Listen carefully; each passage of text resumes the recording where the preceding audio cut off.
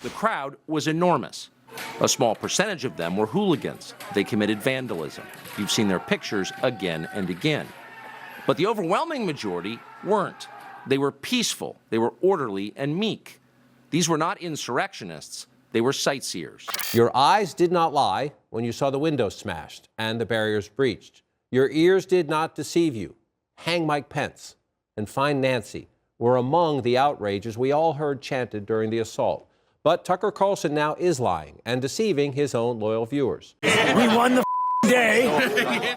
Tonight, Jacob Chansley, the so-called QAnon Shaman who wore a headdress and face paint and carried a spear inside the Capitol, has been called out by U.S. District Judge Royce Lamberth. Albert Watkins represented Jacob Chansley at his trial. He had not seen that video evidence until we broadcast it on Monday, and we're happy to have him join us now. We went through extraordinary efforts on behalf of our client to put him in a position of knowledge. That's my duty as an agent of the court, to make sure that he knew everything that the government had, good and bad. What's up, everybody? Major Retired Richard Ojeda here, and Tucker Carlson, MAGA's idiotic mouthpiece and Kevin McCarthy's favorite moron, waded in a cesspool of Rupert Murdoch's creative journalism on a recent episode of Tucker Carlson Tonight on Fox. Tucker has been on the receiving end of several verbal colonoscopies recently from the old guard of the Republican Party. To put him in that position to make a learned, informed, voluntary decision about whether to go to trial or take a plea. And remember, this is a man who had tremendous intelligence, very gentle, very, very articulate, who was diagnosed 15 years earlier by the government with a mental health issue. Tucker recently released his boneheaded version of January 6 events, which steers away from the violence of the mob and focuses on a cherry-picked scene of Capitol Police officers trying to show the Buffalo Shaman out the door. Very simple question. It's shocking that this could happen, and happen with the knowledge of Liz Cheney and Adam Kinzinger and Chuck Schumer and all the ghouls around the story. How can this man still be in prison tonight? He's still in jail tonight, right now. Well, it's a tragedy. I mean, what's happened is truly a dagger in the heart of our American justice system. We can't allow it.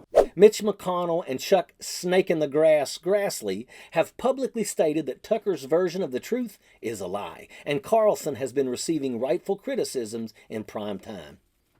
In a possible attempt to save face and gaslight viewers at the same time, Tucker brought on attorney Albert Watkins, who represented none other than the Buffalo Shaman himself. It was at this point of the show that viewers should have been warned to put on their wading boots because the jackass jacuzzi was turning on the jets and BS was bubbling. This isn't about you. This isn't about January 6th. This is about our justice system being so compromised. The very integrity and core of that which we wore as a badge of honor for the entirety of our nation's history has been rendered a vile, disgusting mess by a Department of Justice that was running amok. Some January 6th facts to weigh alongside Tucker Carlson's new January 6th fantasy.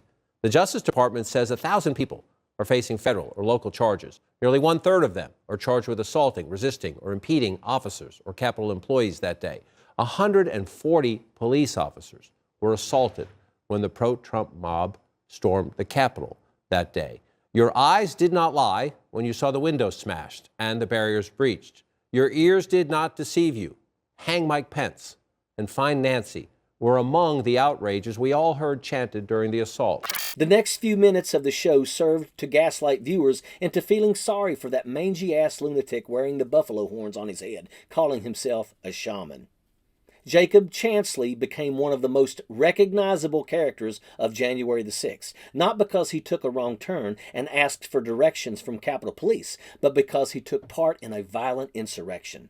Chansley has had time to review his shamanistic faith in the quiet solitude of his jail cell. During his reflection, he realized that he was played by Donald Trump. He was left naked and afraid when Trump rejected his request for a pardon. It's been nothing but sour grapes for the QAnon star ever since. The heartbreak and humiliation just got worse for the Buffalo Kid when he was denied an organic diet in prison. His lawyer wanted everyone to know that Jacob was a good little boy growing up and didn't turn into a steaming buffalo chip until much later in life. Tucker Carlson seemed to hang on to every nasally word that his guest spoke with a look of childlike amazement. He seemingly agreed with his guest and just sat there looking shocked and bewildered.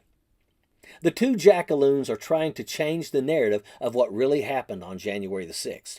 They are presenting a patchwork of lies for ratings. No one cares if that culture-appropriating Buffalo crackpot is feeling uncomfortable in a jail cell. No one twisted his arm to dress up like a clown and storm into the middle of an insurrection screaming freedom. No one forced him to do the things that he did.